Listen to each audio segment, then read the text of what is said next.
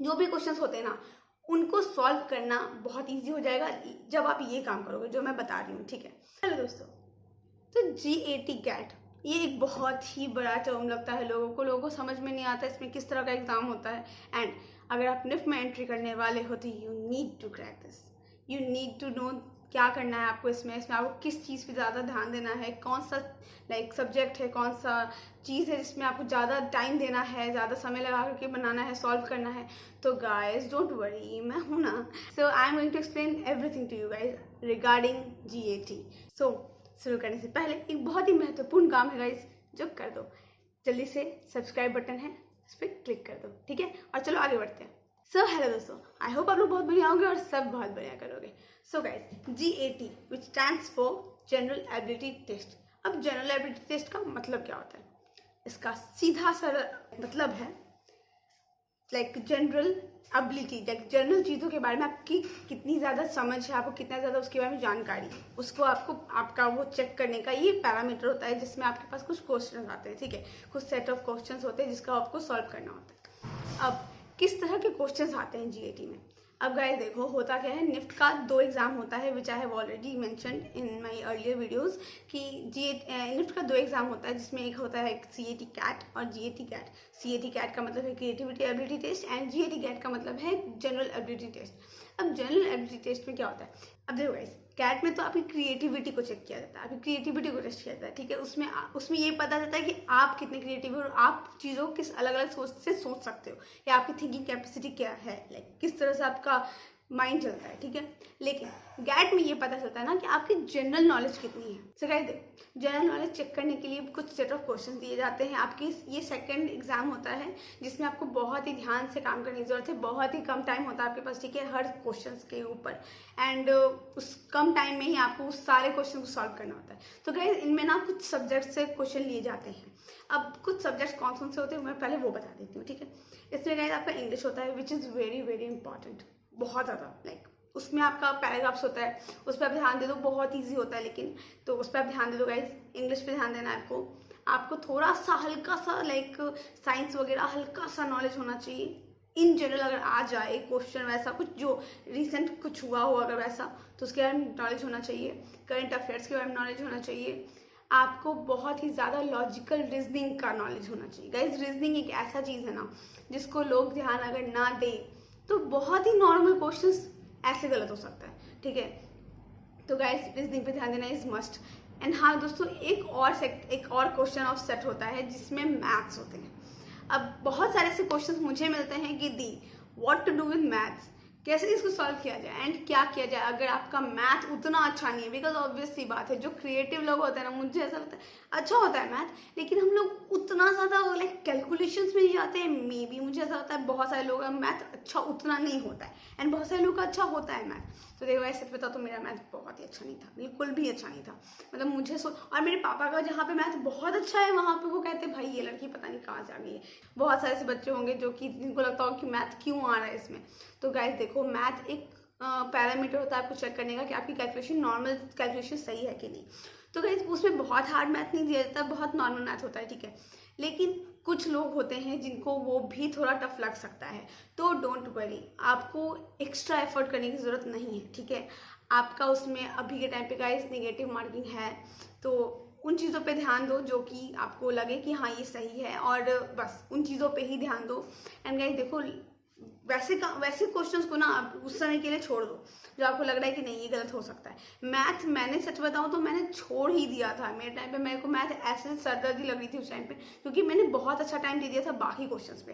And मुझे ऐसा लगा था कि अपनी रीजनिंग, अपनी इंग्लिश, अपने जनरल नॉलेज या फिर जनरल अफेयर पे ज़्यादा ध्यान देने की जरूरत है। मुझे ऐसा लगा था करंट अफेयर जो होते हैं, तो मैंने इन 3-4 चीज़ों पर ध्यान दे दिया था। एंड मैथ मेरे से ऐसा हो गया था कि मैंने बहुत ही ज़्यादा ऐसे कम बनाया था कि मुझे ऐसा लग रहा था कि नहीं कुछ गलत ना होना चाहिए।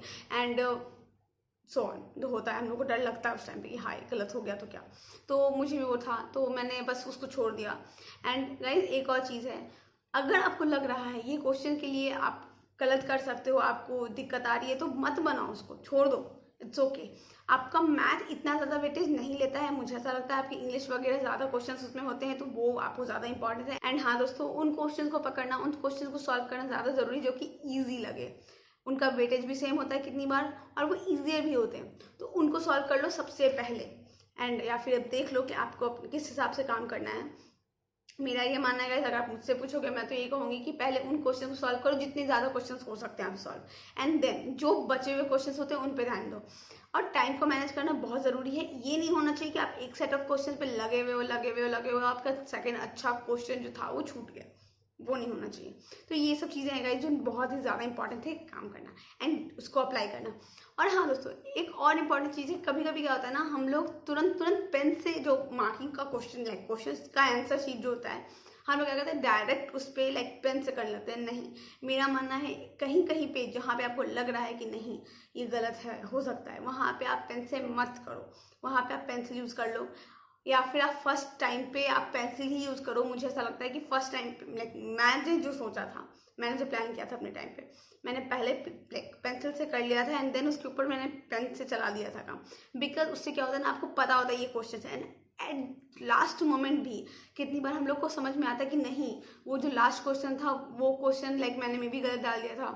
कितनी बार होता है उसका आंसर हमने गलत डाल दिया था, तो उस टाइम पे अगर आपने पेंसिल से कर रखा है ना उसको फिल, तो आप उसको चेंज कर सकते हो। बट अगर आपने फर्स्ट गो में ही पेन डाल दिया है तो there is no other option. तो गाइस देखो, इन चीज़ों का ध्यान देना बहुत ही इंपॉर्टेंट है। एंड हाँ दोस्तों, एक और बहुत ही महत्वपूर्ण चीज़ जो मुझसे काफ़ी सारे लोग पूछते हैं कि दी कब स्टार्ट किया जाए, कैट गेट का एग्जाम तो अभी आएगा जनवरी फरवरी में, अभी तो कुछ है नहीं, तो कब स्टार्ट किया जाए। तो देखो गाइस, डोंट वरी, कोई टाइम नहीं होता है आपके प्रिपरेशन को स्टार्ट करने का। मेरा क्या, आप किसी भी अगर सीनियर लोगों से पूछोगे ना, आपको वो सब यही कहेंगे कि टाइम बहुत ही कम टाइम में आप इसकी तैयारी कर सकते हो। निफ्ट एंड एनआईडी वगैरह ऐसी चीज़ें हैं ना जिनकी तैयारी करने के लिए आपको सालों लगाने की ज़रूरत नहीं है।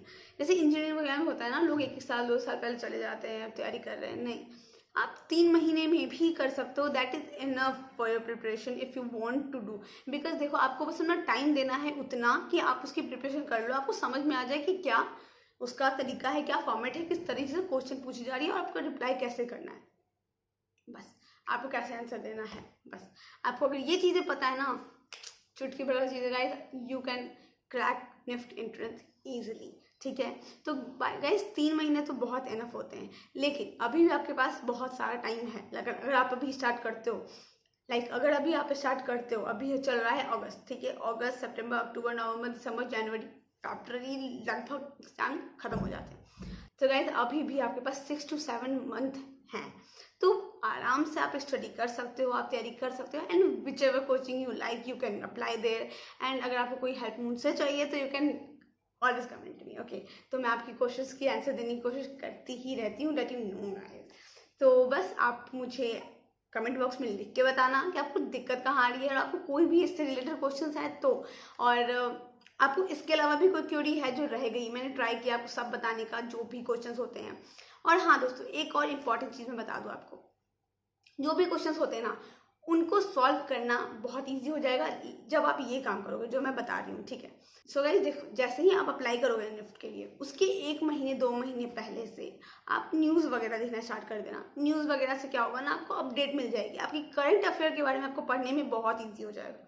फिर आपको अलग से बुक्स लेकर के पढ़ना नहीं पड़ेगा, and there is no such book for this. And हाँ दोस्तों, एक अरिहंत का बुक आता है, ठीक है, क्रिएटिव अरिहंत का निफ्ट एनआईडी क्रैक करने के लिए बुक आता है, वो आप खरीद सकते हो। That I can refer to you, because वो मुझे एक लॉजिकल बुक लगता है जिससे आप स्टडी कर सकते हो इफ़ यू वांट। उसमें अच्छे सेट ऑफ क्वेश्चंस होते हैं, थोड़ा आपका प्रिपरेशन हो जाएगा उससे बहुत अच्छा वाला।